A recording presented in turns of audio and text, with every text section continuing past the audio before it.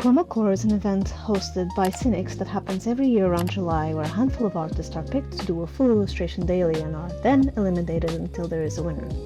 As of recording, the 2026 round has finished, and for the first time, I actually kept all of the time lapses so I could do a recap. Each ChromaCorps has a theme, and this year was Battle of the Bands. That sign can't stop me, 'cause I can't read. See, the problem is that I didn't know what the Battle of the Bands were. I still kinda don't. My general understanding of it was that bands battle against each other to win something, then profit, I guess. In general, in ChromaCorps, you don't have to adhere to a team, but it's usually fun to try to. The thing is that I just wanted to draw a pretty moon lady, so that's what I did. I figured out the rest as I went. Because of the theme this year, beyond the picked cadets, some of the washouts, and by which I mean those that aren't picked to participate in the official contest in the server, joined and created bands with each other, showing you some of them now in rapid fire. I didn't end up joining any, because the whole goal is to have some level of cooperation, and I knew going into this that I wouldn't have any time, and so that wouldn't be fair on any other bandmates that I might end up with. All this out of the way, let's actually talk about the prompt. The first prompt is usually fan art of other people's cadets, so I decided to do a few of them before working on the actual assignment, as it would be part of a collaborative project. Also, the Sinix never changes, so I can actually have a bit of time to work on fan art. Thank you!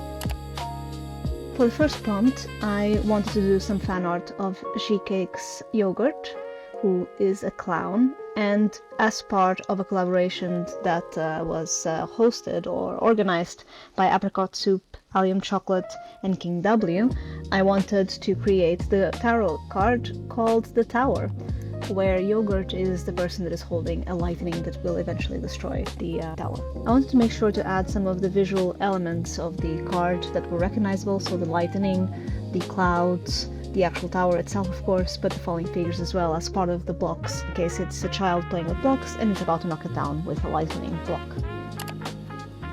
The second prompt was Instrument Hermit Crab. I considered different instruments. My first idea was a tuba, but I quickly ditched that, decided to try an accordion. From now on, you'll see that I do everything in a square canvas, and this is where the challenge from presentation standpoint really started to show itself. It will be a consistent challenge as we go.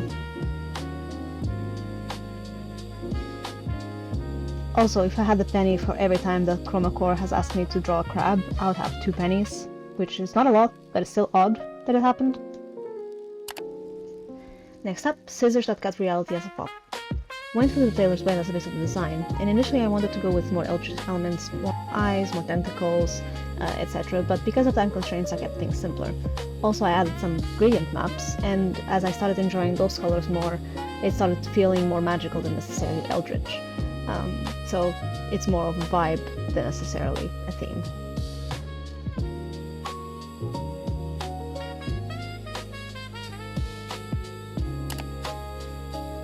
Oh boy, the medieval bunker. Here's the thing, I had an idea for the exterior, and in reality that's what I should have likely gone with, but I was really hell-bent in trying to do a cozier interior as someone that struggles with them. I think the biggest problem is how dark everything is and how bright the light sources are, something I definitely need to work on.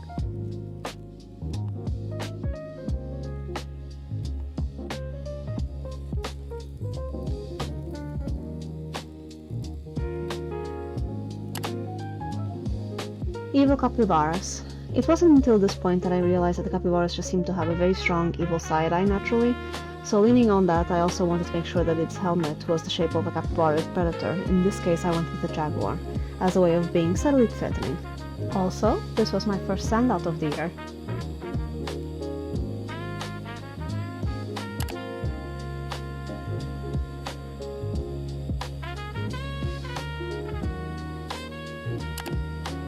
Next up we're talking about the creature prompt Amoeba, a mix of sheep and amoeba, which is a microscopic organism. My mind went immediately to the very colorful amoebas with bright membranes and bits and bobs floating around it. Originally I wanted to give it more of a feeling of finding these creatures after your flash goes off on your camera, and while that aspect itself wasn't successful, I still like how it looks with some level of chromatic aberration thrown in.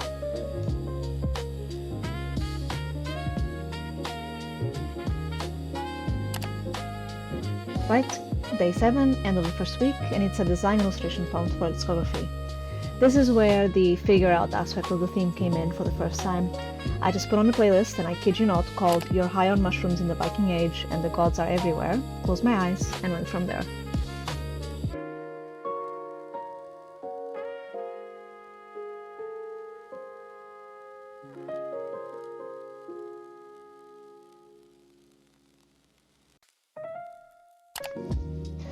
Prompt 8. Peculiar Skull Trophy as a prop. I had quite a bit of fun with this. I think the sentence "coins for our enemies and trophies for our sons" came to mind, and I just ran with it as a bit of storytelling, where I imagined this skull was likely an enemy of someone and you placed coins upon their eyes, and then that person gave it to their children as a trophy.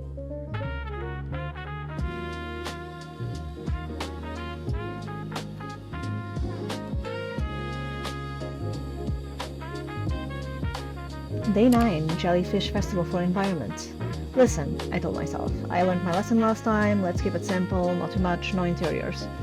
At first I was thinking of going for a horror vibe, where a little girl would be on top of the stairs, but after a bit of time struggling to get it to work and having no time to do something else, I just went with an emptier scene, which ended up still being too dark. Like the jellyfish are ghosts in this case. Half makes me think of all the abandoned villages in Japan, and how in Portugal we also have so many. Oh my god, what is that? Oh my god! What is that? What is even a gamut? I woke up on day 10 to see the prompt and immediately had to hit Google. Gamut is a range of something. In art mostly referred to gamut of colors, and that's what I went with. I'm going to be honest, my first idea was a colorful cat security officer called Gamut, and that's what I went with. I wanted to try to get him to look like he was inside of a box.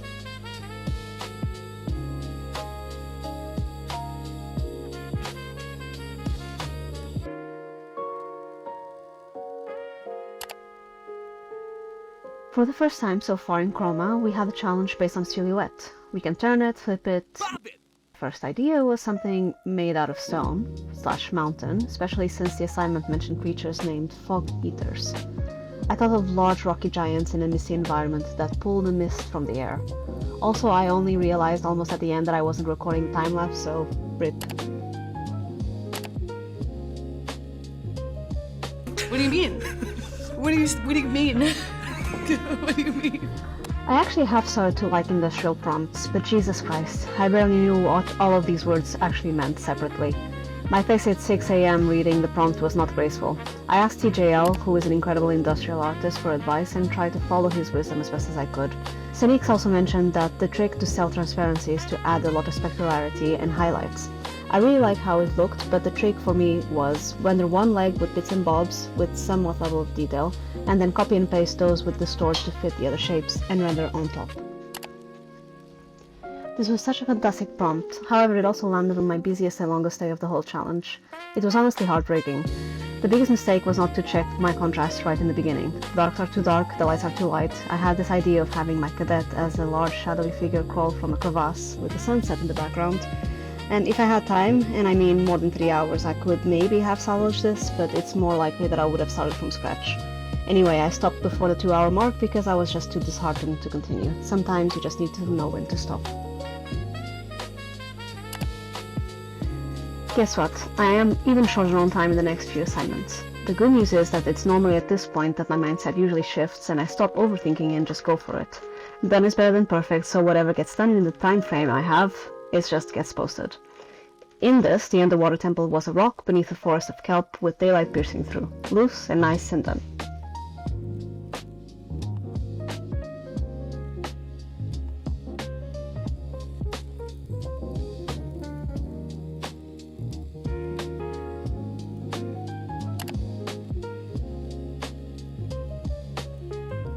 Imagine my relief in knowing I wouldn't need to do a lot of work today. It's a Disco Elysium inspired gameplay screenshot. I think what took me the longest beyond the portraits was the gameplay writing. I realized after posting that there were effects I had wanted to add, but decided against spending more time on it. It would be very small and definitely not worth it.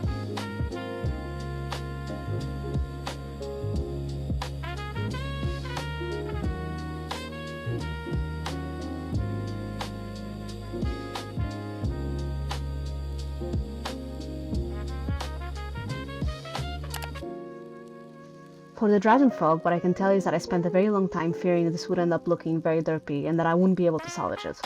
Luckily, the derpiness was eventually ironed out as my 2 brain cells finally figured out how a long-nosed horned frog even looked like. I really like how it ended up looking though, despite the struggles.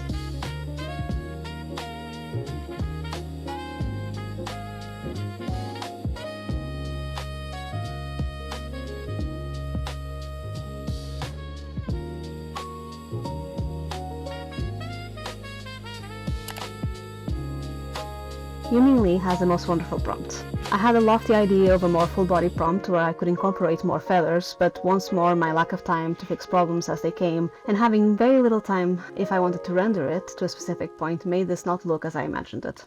I liked it still, quite a bit, but this would be the type of prompt that I might want to try again in the future.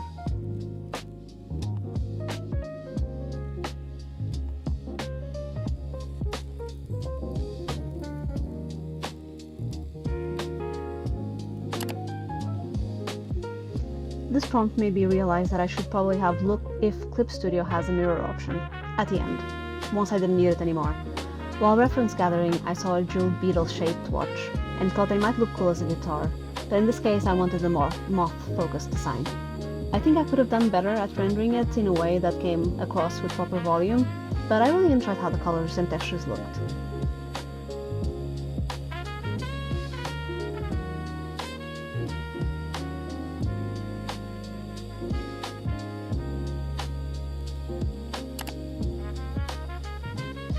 This might actually be my favorite piece out of this Chroma. I didn't think that she would be a guitar player, but after this prompt and coming up with a design for the guitar, I actually think it looks great, and it was simple to draw. With a star guitar pick, sure, yeah, why not? I like how it looks.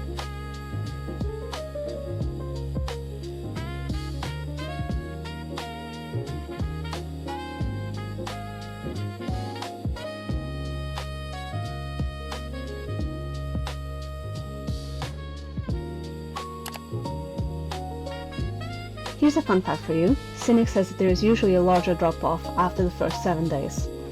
In my experience, I usually start feeling the burnout and the why are we even still here just to suffer stage at around day 16.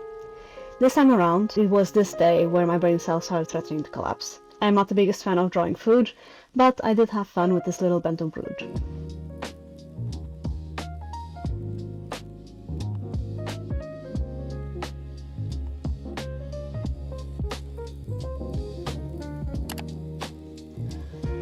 One of the days where I had very little time again. I am happy with the result, even if it doesn't match the prompt one-to-one. I really enjoyed how soft the texture came out in the cheese since I don't often work with soft brushes. My favorite part is how the statue came out, specifically the color in the bounce light.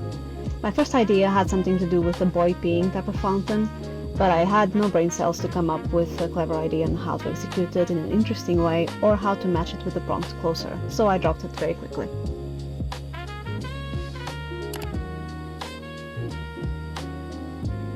Third day straight of food prompts. This is fine. I feel fine about my circumstances. I wanted to draw Popsicle crashing into a planet just at the moment of impact. I knew I wanted to make the colors shift slightly and still make it look like you could take a bite out of it. Looking back at it now, it kind of makes me think more of a lollipop than necessarily a popsicle, but you know, it's fine.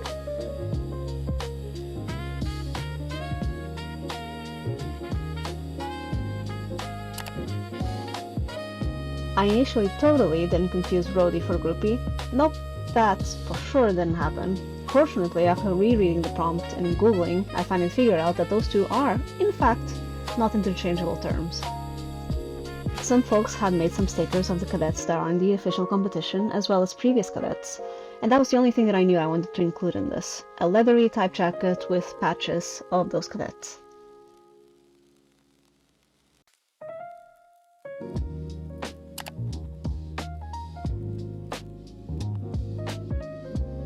I am so sad that this was one of the days where I just had 1 hour to really spend on the assignment. The idea was a mix of carriage with a chariot, but to include some fine window details inspired by Art Nouveau. Because my cadet has the title of the Good Death, it only made sense to me that it would be named the Pale Horse, since that is the name of the horse for the death of Riders of the Apocalypse fame. Also, it kinda sounds like hearse to me, which adds to the theme.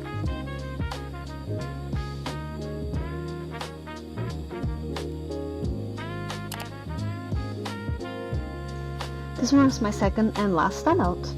I do enjoy a very dramatic scene. I wanted to have it be where this shadow of a large man was coming into frame surrounded by bright light. The Midnight Sun thought came to me since my Cadet is night themed. Added the harp because it is a musical instrument from the Greek god Apollo, and while he is not the god of the sun, it is somewhat related and felt fitting given the music theme this year.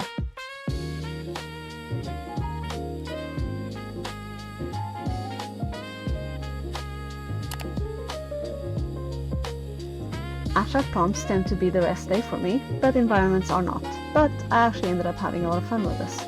I just wanted to add some fun drapery with whimsical themes around and spotlights in the stage. A simple and relatively quick piece that I really enjoyed at the end.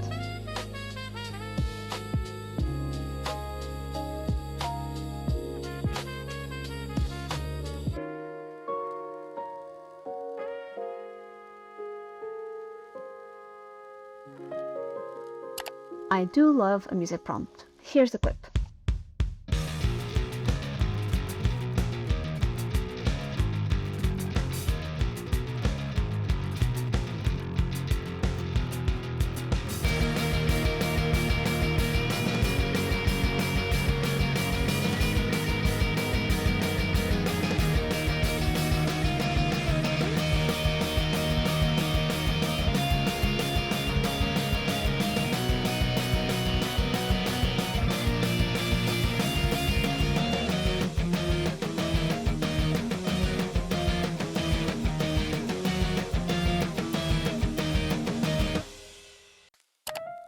My first idea was a car scene, however my brain cells were at their limit on this day, so there was absolutely no way I could draw one car, much less two, in an action scene. So my second thought were those roller skaters that go down the roads. I wanted to draw a more extreme pose and perspective since I rarely do that, and that would be enough as it is. I want to add some text at the end, so I add the lyrics from Natalie Peluso's La Presa. Don't really know why, apart from it was what felt right at the moment. This was a lot of fun, but I'm not even gonna lie, what sort of sadistic thing is it to present us with this awesome of a challenge this late in the game? Style mimicry is already hard as nails, but this prompt you also had to copy the layout of another artist's submission. It is a difficult, but such an awesome prompt. Since I had a square frame, I decided that the style I tried to go for would be Fake Arts Cadet. Their style could not be more different than mine, but I had some time on this day and decided to give it a go. It went better than expected. I still don't like line work, and I did go overboard on the folds for the clothes as compared to the intentional placement of the original reference. But oh well, it feels nice to see that line work, as something that I dreaded so much for so long, is not as painful as I expected or remembered it to be. Did you know that while drawing a cicada, it's very easy to get them to look like the derpiest turtles? I managed to salvage this, so it doesn't immediately come off as a whole different animal, but it wasn't easy.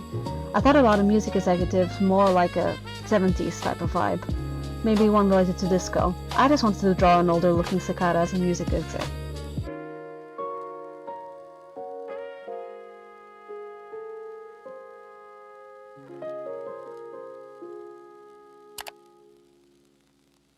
Last prompt was related to a rockout to see who would win the Battle of the Bands, but I knew that I wanted to draw fan art of the winners on the next coming day, so I decided that I was just going to draw an illustration of my cadet rocking out.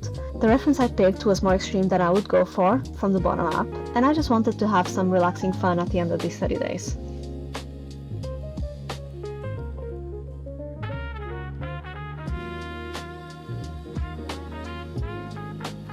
The last time-lapse I'll show is of the band Pink Princess Parade, who won this year, and in the meantime I'll be giving some rapid-fire advice for those interested. Keep in mind, this is just my 2 cents and likely only going to be useful for washouts, but I think there might be something beneficial to be learned from just a art-creating standpoint when you are short on time. Some of these might only apply if you are a digital artist, but if you are a traditional one, maybe you can still take something useful from it. If you have a palette, don't reinvent the wheel. You only have so much time and decision-making energy, and you are allowed to pick directly from it. Reduce the amount of choices you'll have to make. It can be something as small as going with the first idea that you have, or keeping a specific, consistent canvas size throughout the challenge. If you know that references are not your thing and you prefer to draw from imagination, then you are free to disregard this. But if you've never tried because it somehow feels like cheating, I would suggest you try it. Using references does not mean copy and paste from what you see. You can use references for light, poses, anything. There isn't a single drawing where I don't use references, and I think that you can only add to your visual library as long as you don't try to copy it one for one. Use them. A lot. Frequently. Not only at the end, but during the drawing. It might change the direction of the piece that you are working on and make something different, more inspired and energized as you go. Will this detail make you significantly better? Standouts worthy if that's something that you care for? Winner worthy? Is this a detail in a focal point? If the answer is no, then it's not worth spending your time on it. Participate in community magmas and other events. Magma is a website that allows multiple artists to work on the same canvas. And if you are like me and work with a lot of specific brushes with texture, you can draw on your program of choice and then import it into a magma. Don't let it be the tools that stop you from participating. There are also other events happening like the tarot deck or card-playing deck designs. As a small note, thank you Aladdin, Apricot Soup, Alien Chocolate, and Hob, who tend to make sure that folks are aware at all time zones that these events are happening. What is slowing you down? I had a chat with Mr. Green, who is someone from the server, about this a few years ago, and it made a world of difference not only for this event, but just in general for my drawings. My process was how I saw others draw. Just because you see someone else do the same process, it doesn't mean that that process will be for you. Repeat after me. I can join voice channels without using my microphone. You can just write in the text chat and listen in. There are usually a lot of people streaming their art during the events together, and not all of them are talking. For me, it's not the most productive as I can't focus on drawing and interacting with other people, so this might not be the best advice if you are short on time, but it's great for motivation. When you share your work in progress, you allow other people to provide you support and cheer you on when you need it, or maybe just weigh in on the direction you are going if you need help. Post on social media or in other Discord groups that you might be in, or share it with friends and family outside of your online bubble. This also makes it easier for people that might have missed your drawings because of time zones to find you. Also, there's a sense of support and motivation that comes from commenting on other people's drawings. You don't have to watch the whole stream, however, you should at least watch the section where Sinix unveils the next assignment. Usually he goes to the artist if one suggested it, and he gives advice in general. It might also spark an idea if nothing initially came to mind. Alright, and here's the final piece I did for PPP with links to their socials. Congrats once more, they are super talented and deserve more eyes on their work. This is not really advice for Chroma, but I've seen folks in the general chat say this more than once every year, and since I joined, I think it's important to bring it up. I keep seeing artists calling themselves bad, or that their art is bad and therefore they don't want to post it, or they want to give up. And because it's bad, they don't want to post it or share it on the assignments page. So I've shared this quote by CJDX on Discord basically every year since I joined, and I'll keep doing it until it gets through your thick skulls. Let's hear it. Your specific perception of the universe and the potentialities that lie under your skin, your little imagination lightning rod that detects like the ghosts of hitherto unrealized dreams, it is not replaceable. There's not going to be another one of you. So if you're not going to put in the work to make that idle fantasy that could have been real, it will not exist. Won't exist. You're depriving art of something that it literally cannot have without you. To be clear, it's not like if you don't have any artistic ideas, you have to figure some out and make them happen or else you're evil. It's that a lot of people do harbor creative passions and have genuine inspiration and real dreams, and instead of watering them, they let them die. And I think that's wrong.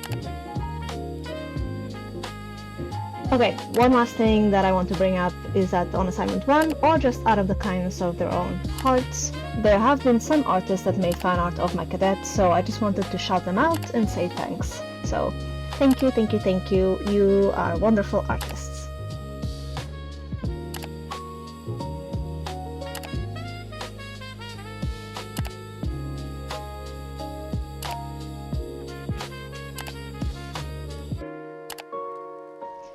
Alright, it's been 300 years since I started editing this thing, and that's all. Bye!